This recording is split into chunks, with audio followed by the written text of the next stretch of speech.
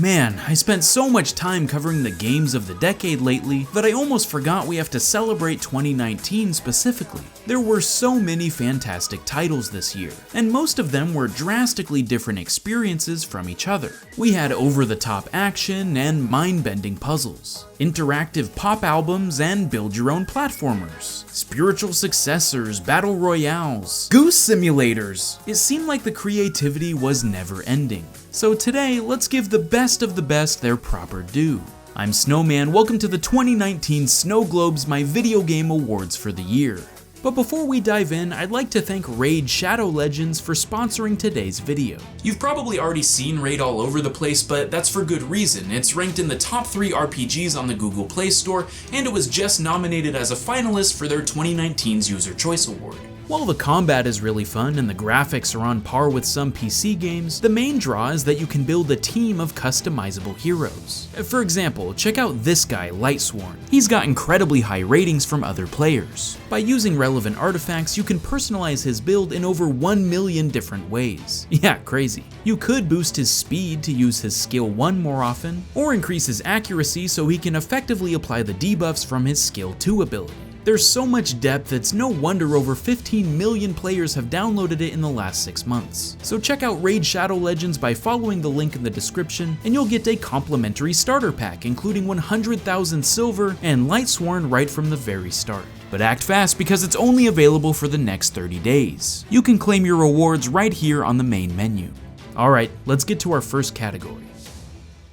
I thought we'd rip off the band-aid early and talk about my most disappointing game first. There were a few titles that didn't quite live up to what I expected this year, and while some of them were well received by others, I think the one that left the worst impression on me was Kingdom Hearts 3.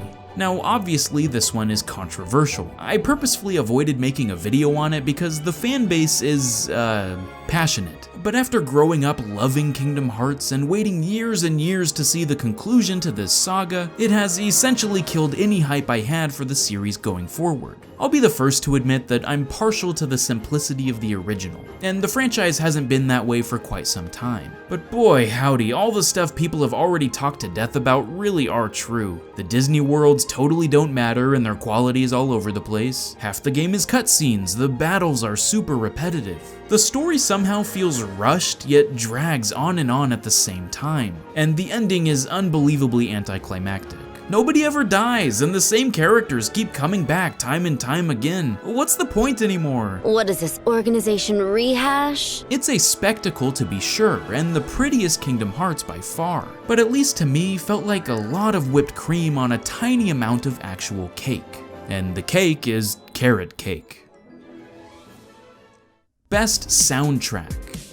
It seems like music in games just gets better each and every year, especially with creative new ways we're implementing songs into gameplay. But of all the soundtracks I've heard in 2019, Yooka-Laylee and the Impossible Layers has stuck with me the most. Grant Kirkhope and David Wise returned to produce some incredible tracks, but I was pleasantly surprised to find new young bucks from in-house at Playtonic on the record, Matt Griffin and Dan Murdoch, and their songs were just as catchy, if not more so than the ones from the veteran composers. In fact, Matt Griffin captured the spirit of Wise's composition so heavily on a few tracks that I thought it couldn't possibly be anyone else who wrote it. This is like Aquatic Ambience 2.0, I love it! Each stage has 2 versions to play through, so that means twice as many songs to hear, and the subtle changes between them are so cool. Some speed up to signify a crazier run through a level, while others are more chilled out as everything is turned to ice. You got power plants coming to life, lively, bustling neighborhoods. Heck, even the song that plays when the Pages take over the map is so stinking good. It's like an 80s montage or something.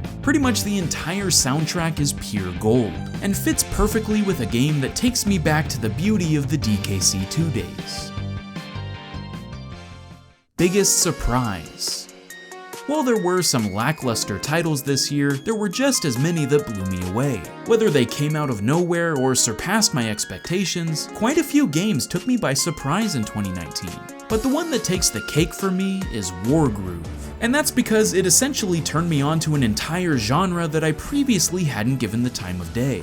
At the start of the year, I decided to take a deep dive into tactics games, and found some incredible titles out there, but I still think Wargroove is my favorite. It's so polished and easy to get sucked into. While it was pretty challenging, I was completely hooked, and wanted to beat every foe the game threw at me. Discovering how the different units worked and strategizing my key players on the battlefield left me both biting my nails when things got heated, and overcome with relief when the tides finally turned and I ended up on top. Slowly adding new curveballs over time and managing all the different strengths and weaknesses gives you an experience unlike any other type of game. The addition of a vast custom map mode, in-depth difficulty options, and even the ability to create your own campaign completed an already stellar package, and made Wargroove a game I would love to go back to time and time again just to play one more match. Also, best doggo, I mean, come on. Best DLC. I'm usually not much of a fan when it comes to downloadable content, but the ones I played through in 2019 were too fantastic to pass up. I thought for sure I wanted to give this to The Messenger, with its excellent Picnic Panic expansion. But then Celeste dropped the bomb of Chapter 9 on us, and I thought for sure the Snoglobe had to go to them. And then King of Cards came onto the scene. Obviously, Shovel Knight is one of my favorite games, but the final DLC pack Yacht Club released might be the most expansive I've ever seen, and it's free if you already own the game. King Knight is hilarious, and his moveset ended up being the most clever of all the characters. The creativity in the level design keeps coming, even after 3 other campaigns iterations from years before. Not to mention the inclusion of an entirely unique card game and another new title to wrap up the franchise with Shovel Knight Showdown, a 4-player fighting game with way more depth than I would ever expect. And this one has unlockables galore. It's clear why this final pack took so long to release, but the result is the most elaborate adventure yet, and enough content to make you raise your shovel to the sky out of respect. Oh, and bonus cool thing of the day, if you want to check out a super detailed article on Shovel Knight's design philosophy, written by Alec Faulkner himself, check it out in the description below. Here's a category we haven't done before, Best Boss Fight.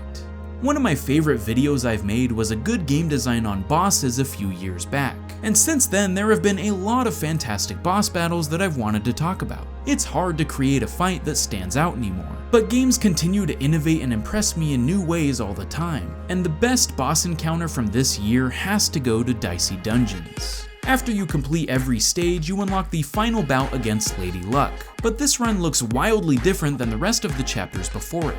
Here, you can recruit team members after beating them in battle, so as you journey down floors, instead of leveling up or gaining upgrades, you accumulate a horde of baddies that can gang up on anything that's in your way. Once you reach Lady Luck, she has unbelievably creative attacks. She'll always do maximum damage with her dice, so to stand a chance you have to pay attention to the caveats, and place out a character that will only receive 1 damage instead. So where's the hat, plant, green things? Oh, the cactus! Nice! Then things get even crazier and you have to think on your feet time and time again. The faster you beat her, the better, because eventually she'll cast 99 curse on you and a ton of other unfair advantages. It was such an awesome finale to the whole game, and was easily the coolest boss I've seen in a long time. Now it's time for the Game of the Year.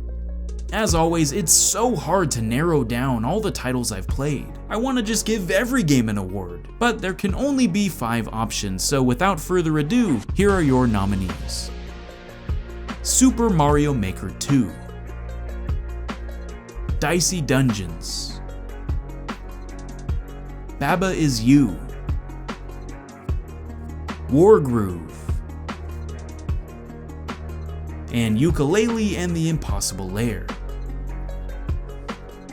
Alright, the Game of the Year is Baba Is You!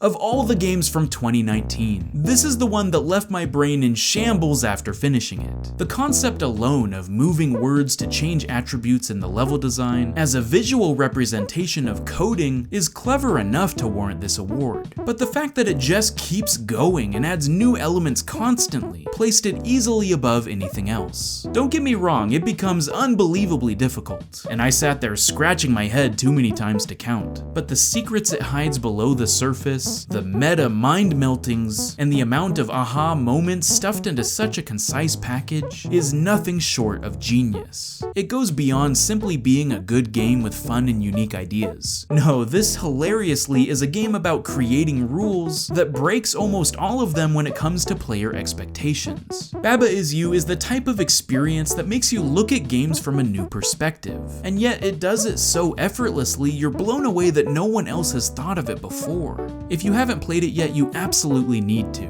I think this will go down as one of the best puzzle games ever made. What a year it's been! From wild and crazy ideas to simply solid execution. It gets me even more excited for the next decade of games to come. What's your game of the year and why? Of all the titles you've played, what made this one stand out to you the most? Let me know in the comments below and let's talk about it. Thanks for another year of incredible support for Snowman Gaming. I can't thank you as the viewer enough. You make all of this possible. Now go play something awesome. You deserve it. I'll see you next year. Stay frosty, my friends.